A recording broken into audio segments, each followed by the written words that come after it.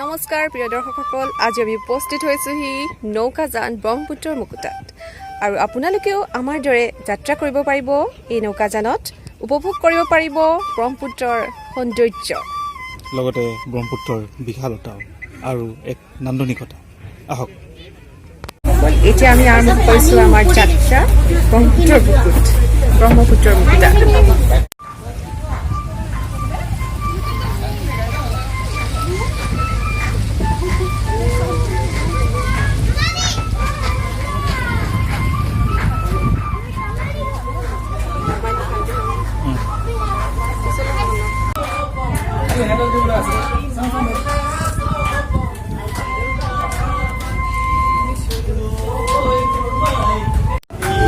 এয়া ব্ৰহ্মপুত্ৰৰ মাজত বছৰৰ প্ৰায় শেষলৈ আৰু 2টা দিন আছে। আজি 29 তাৰিখ আজি 29 তাৰিখৰ দিনা 29 ডিচেম্বৰৰ দিনা আমি বছৰটো বিদায় দিম। আৰু তাৰে প্ৰস্তুতিলৈ আজি ব্ৰহ্মপুত্ৰৰ মুকুতাত আমি দুয়ো গৈ আছোঁ। বুজাব নোৱাৰা পৰিৱেশ, আপোনালোক আহিব, ভাল পাব। আৰু আমি দেখিবলৈ পাইছোঁ ইয়াত যিসকলে যাত্ৰা কৰিছে সকলোৱে বৰ ধুনীয়াকৈ উপভোগ কৰিছে এই যাত্ৰাটো।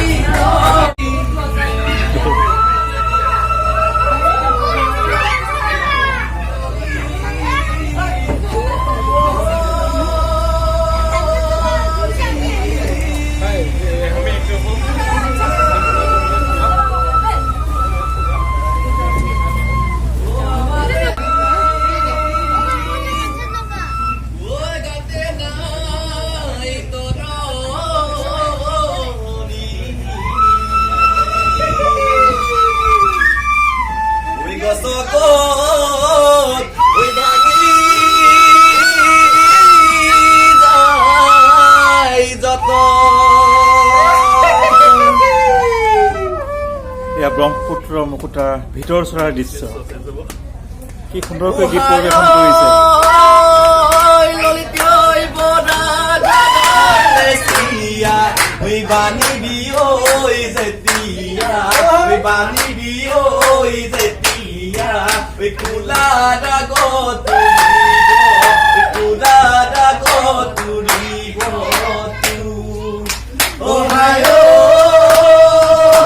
ভিতৰৰ দৃশ্য আপোনালোকক দেখুৱাই আছো।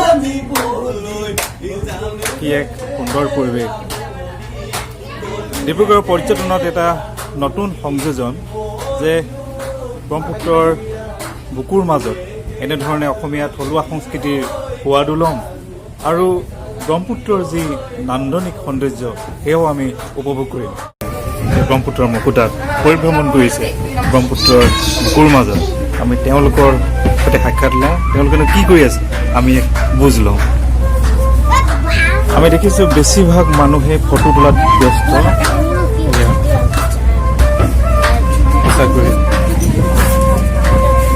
এয়া বেলি অস্ত যোৱাৰ দৃশ্য। এনেধৰণৰ লাগিছে যেন ব্ৰহ্মপুত্ৰৰ বুকুৰ গভীৰতাত সূৰ্যটো লাহে লাহে ডুব যাব। এই যে বেলি যি ধৰণে ডুব গৈছে, আমাৰ মনবোৰো তেনেকুৱা ধৰণে এই সৌন্দৰ্যত ডুব গৈছে।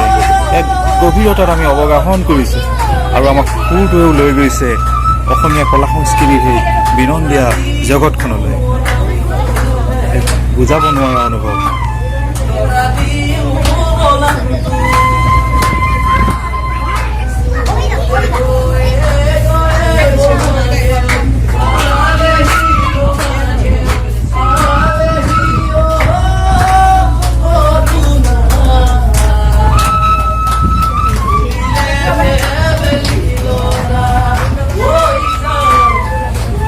এটা ব্ৰহ্মপুত্ৰৰ মুকুতাৰ এটা খুব ভাল দিশ যে তেওঁলোকে খুব পৰ্যাপ্ত পৰিমাণৰ লাইফ জেকেট তেওঁলোকে ব্যৱস্থা মজুত ৰাখিছে আৰু প্ৰত্যেকগৰাকীকে সেয়া তেওঁলোকে পিন্ধিবৰ কাৰণে উলিয়াই দিছে। আৰু তেওঁলোকে নিজৰ ইচ্ছা অনুসৰি কেউৱে পিন্ধিছে, কেউৱে পিন্ধা নাই।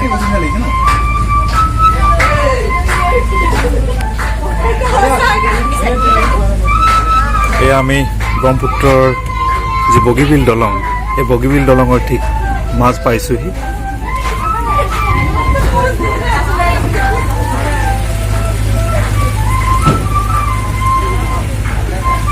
প্ৰিয় দৰ্শকসকল, ব্ৰহ্মপুত্ৰৰ মুকুতাত আপোনালোকেও যাত্ৰা কৰিব পাৰিব এতিয়াৰ পৰা।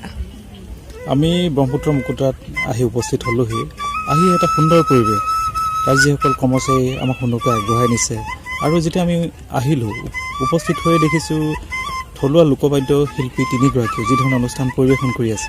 তেওঁলোকে আপোন পাহৰা হৈ তেওঁলোকে কোনোৱে বাঁহী বজাইছে, কোনোৱে পেঁপা বজাইছে, কোনোৱে গগনা বজাইছে, আৰু কোনোবাই হয়তো বিহু গীতৰ সুৰো জুৰিছে। আমি সঁচাকৈ অভিভূত। ব্ৰহ্মপুত্ৰ নদীৰ এই বিশালতাৰ মাজত এই অসমীয়া কলা সংস্কৃতিৰ যি বৰপেৰা তেওঁলোকে মুকলি কৰিব খুজিছে, আমি সঁচাকৈ অভিভূত আৰু আপ্লুত। আপোনালোকেও এই পৰিৱেশৰ অধিকাৰী হ'ব পাৰে, উপভোগ কৰিব পাৰে। আহকচোন আপোনালোকেও এদিন।